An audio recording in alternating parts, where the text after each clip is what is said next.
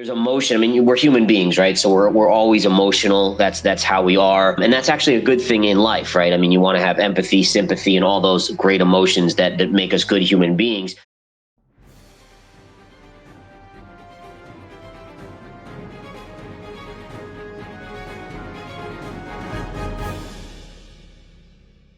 The charts themselves, they're continuing to tell me that while we'll have some of these big bear market rallies, we are entering a bear market, which, by the way, makes a lot of sense, right? Everyone's like, oh, don't fight the Fed from March 20, actually really from 2009 all the way up to 2021, because they were constantly printing money. Well, now they're doing the opposite. So when you hear don't fight the Fed, it actually is kind of meaning, don't be long the market, or at least don't be long-term long the market at this point. So keep that in mind, is that narrative, that kind of thought process of don't fighting the Fed or don't fight the Fed is very accurate on the way up, but it's also accurate on the way down, even though people don't want to take that advice, right? We always want to be in the market. We always want to be long stocks.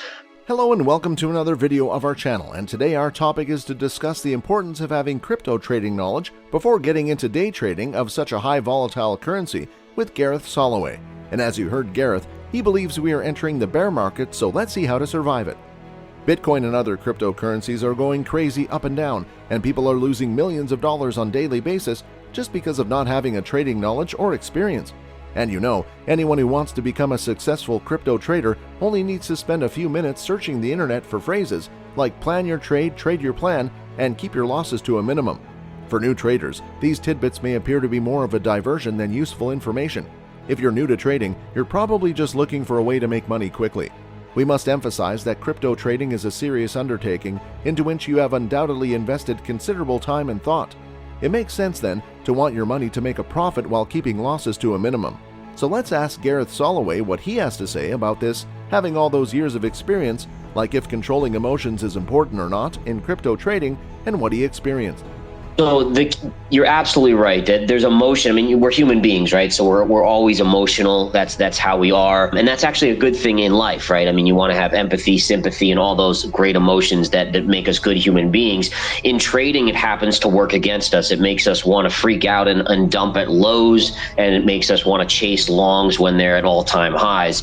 And really, for me, the only way I've been able to kind of master it, at least, to a certain point, and listen, you always, like you said, there's always going to be a little part of you that gets emotional or gets nervous or gets fearful, but it's about the repetition of it, and it's about just doing it for so long where you start to see these things where when the fear gets to a certain level, your brain starts remembering the last 20 or 30 or 50 times when that happened, and you remember, oh, wait a minute, that was when things actually bottomed out, and vice versa on the upside when things topped out with intense greed. So for instance, you look at cryptocurrency in 2021, and for me, I vividly remember the same things being said about the dot-com bubble, how it was a changing world technology, how this was going to just go on forever. And and then you look at like Dogecoin and some of these meme coins, and 19,000 coins out there that are all, that really have very little use case. And it's so similar to the dot-coms that, were a lot of junk. A lot of them were junk. There were a few gems in there like Amazon, but it's so similar. And you get to this point where you start to kind of see the patterns repeating and the psychological psyche getting repeated over and over again. So I think that's the best thing, is that repetition. So you see, Gareth has also said that controlling emotion is the most important thing in being a successful trader in any field. And let us add another important thing here, which is that crypto trading should be treated as a full or part-time business, not a hobby or a job if you want to be successful. There is no real commitment to learning if it is approached as a hobby. If it's a job, it can be aggravating because you don't get paid regularly. Trading is a business, which means it comes with costs, losses, taxes, uncertainty, stress, and risk. As a trader, you are essentially a small business owner who must conduct research and strategize to maximize the potential of your company. The most important thing to remember is that crypto trading is a competitive industry. It's safe to assume that the person on the other side of the trade is making the most of all available technology. But Gareth, can you tell us, sometimes you must feel a fear of losing your capital, or does this only happen to only new investors? So can you please shed a light on what you do when you feel fear, or if you feel fear or not? to the charts and I say, okay, if I'm looking to buy this, but it's so scary to buy, what are my factors? Let me write them on a piece of paper so that I can see them in front of me. Okay, it's a double bottom. It has major support from the yearly chart. It has an oversold signal here. The RSI maybe is below 20 at this point. And you start to kind of align these logical factors that can kind of keep you on an even keel for trying to not get too emotional. So you see that people tend to follow charts strictly, and now in the era of technology, traders can view and analyze the markets in an infinite number of ways thanks to charting platforms. Backtesting an idea with historical data helps you avoid costly mistakes. We can keep track of trades from anywhere by getting market updates on our smartphones. Crypto trading performance can be greatly improved by using technology that we take for granted, such as a high-speed internet connection. Trading can be fun and rewarding if you use technology to your advantage and stay current with new products. It's important to remember that protecting your trading capital does not imply that you'll never lose money. Every trader has a losing trade. Protecting capital entails avoiding unnecessary risks and doing everything in your power to keep your trading business afloat. But similarly, it's a crypto market, and anything can happen at any certain point without any warning and even without any signal. So what are the strategies that should be followed, and what should a trader do in such situations, Gareth?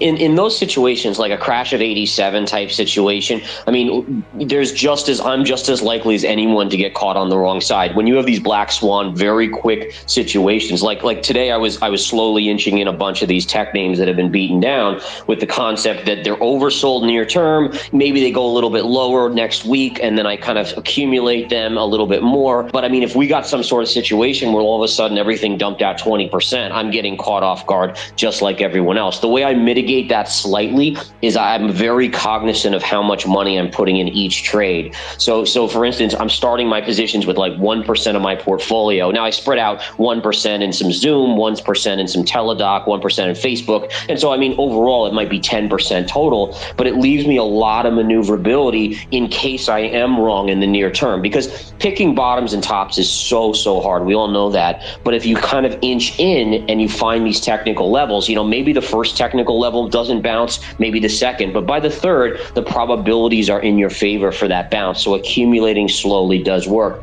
But yeah, I mean, in those crazy events, it's so hard to not get to that point of being, wrong in those situations. And I think position size is the only way to mitigate that slightly. So you see, Gareth took the name of position sizing in such situations.